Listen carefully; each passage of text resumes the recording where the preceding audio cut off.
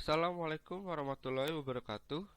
Kami dari kelompok 7 ingin mempresentasikan tentang apa itu wireless sensor network.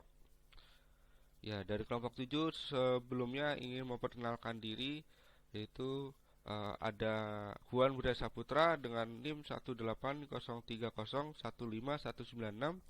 Kemudian ada Restu Heriono dengan NIM 18030151899. Kemudian ada Sylvia Anggraini dengan NIM 18030151204. Dan yang terakhir ada Salvara Hapsa Mubarika dengan NIM 18030151108. Ya, apa sih itu wireless sensor network?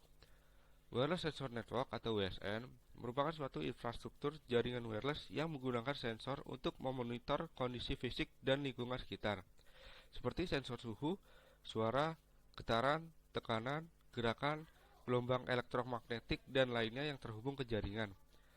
Sensor-sensor tersebut akan mengubah data analog ke data digital. Selanjutnya, data dikirim ke suatu node melalui media komunikasi yang digunakannya, seperti Bluetooth, infrared, dan Wi-Fi. Masing-masing node dalam jaringan sensor nirkabel dilengkapi dengan radio transceiver atau alat komunikasi wireless lainnya seperti microcontroller kecil dan sumber energi atau biasanya baterai. Nah, kemudian berikut adalah tipe sensor beserta contohnya yang bisa digunakan pada wireless sensor network. Nah, di sini ada tipe sensor temperatur dengan contoh sensornya adalah thermistor dan thermocouple. Kemudian ada tipe sensor tekanan yaitu pressure gauge, barometer, dan ionization gauge. Kemudian ada tipe sensor optik yaitu photodiodes, phototransistor, infrared sensor, dan CCD sensor. Ya, berikut yang lainnya bisa dilihat di sini. Ada tipe sensor akustik, ada mekanik, gerakan dan getaran, posisi, kelembapan, dan radiasi. Ini adalah contoh-contoh sensornya. Nah, apa sih komponen hardware dalam wireless sensor network? Nah, komponen hardware dalam wireless sensor network terdiri dari ada sensor board, contoh tipenya adalah MTS240. Kemudian ada server, yaitu contohnya adalah prosesor Intel Pentium Dual Core CPU 1,86 GHz dengan memori DDR2 1 GB. Kemudian ada mode prosesor, contoh MOD atau MPR 2400. Kemudian ada controller, contoh DT51, switch panel, dimmer, motor stepper DC 12 volt. Kemudian yang terakhir ada gateway, contoh tipe MIB 600 untuk komunikasi jaringan sensor dan interface Internet Programming Board atau IPRB untuk komunikasi server. Perangkat lunak atau software pada wireless sensor network.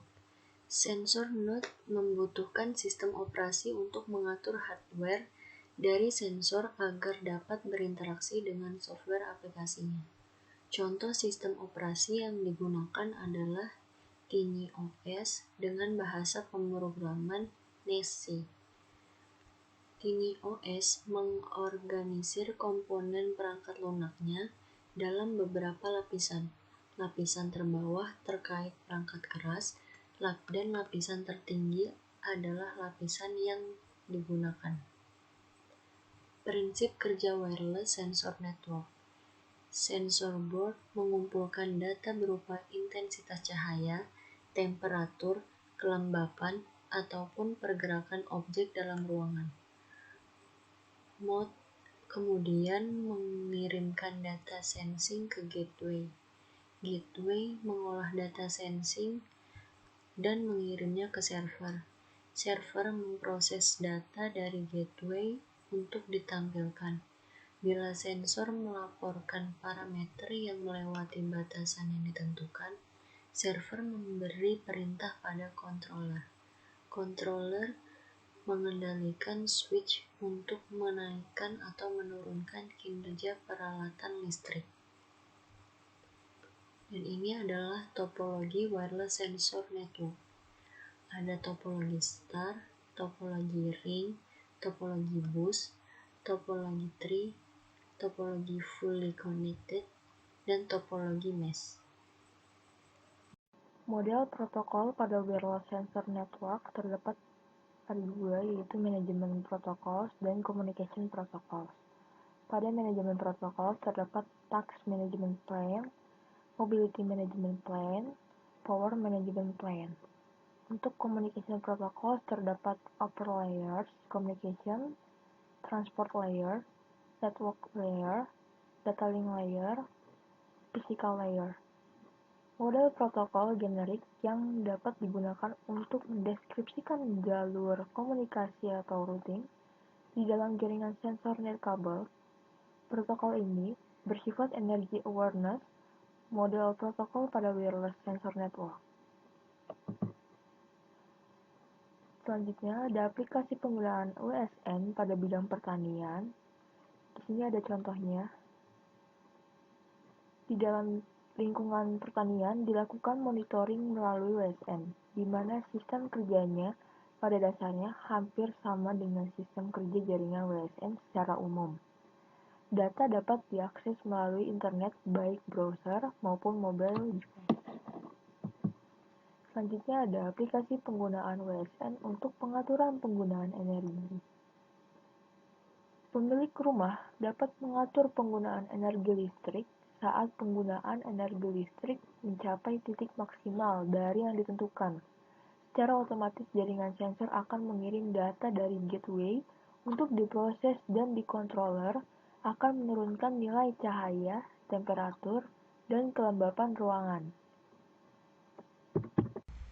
Nah, saya akan menjelaskan arsitektur wireless sensor network. Nah, di sini ada mode sensor. Apa sih mode sensor ini?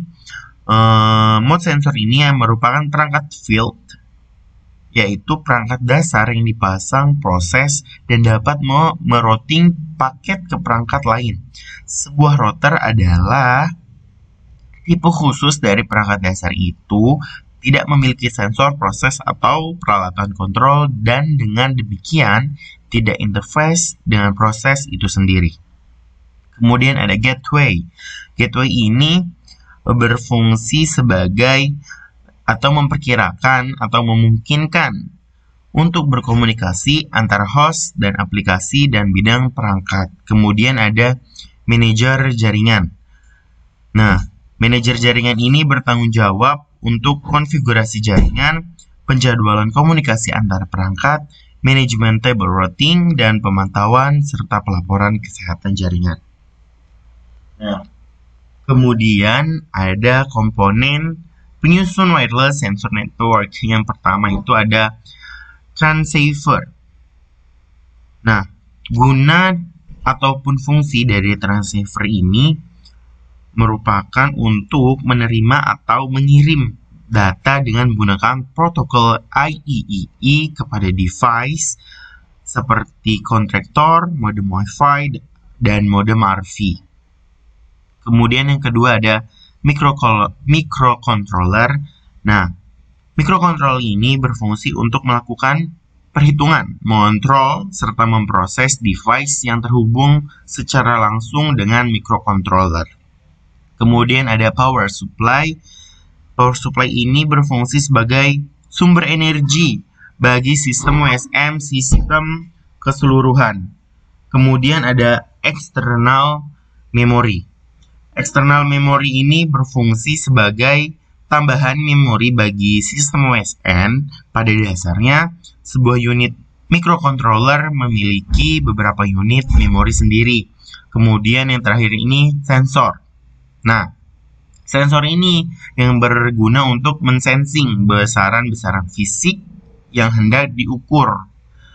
Sensor merupakan suatu alat yang mampu untuk mengubah suatu bentuk energi ke bentuk energi lain. Dalam hal lain adalah mengubah dari energi besaran yang diukur menjadi energi listrik yang kemudian diubah oleh IDC menjadi deretan pulsa terkuantisasi yang kemudian bisa dibaca oleh microcontroller.